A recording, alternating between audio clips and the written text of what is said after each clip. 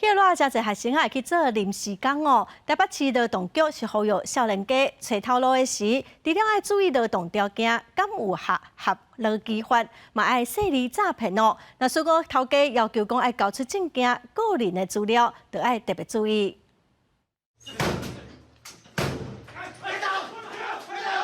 即马休热，毕业生找头路或者是找短期的散工，拢进入找头路的高峰期。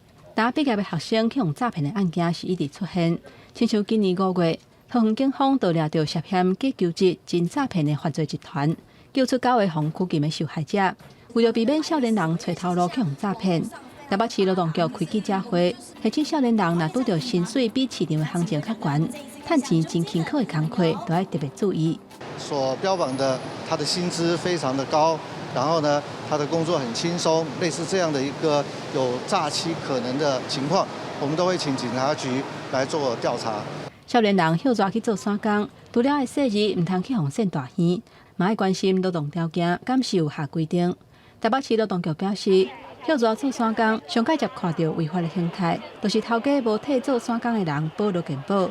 薪水嘛比基本工资较低。这里的工作很轻松，只需要包包糖果，所以他的薪水就没有到基本时薪这样。因为那是第一份工作，所以还好，所以就还不懂事，就觉得有就好了。根据政府的规定，目前基本工资月级是26400块，一点钟的薪水是176块。劳动局提醒要找头路的人，若是去应头路的时阵，拄到不合理的要求或者是有疑虑，拢会当通报地方的劳动局。 现在台北市劳动局嘛会推出青春专案来加强稽查。记者林小凯台北报道。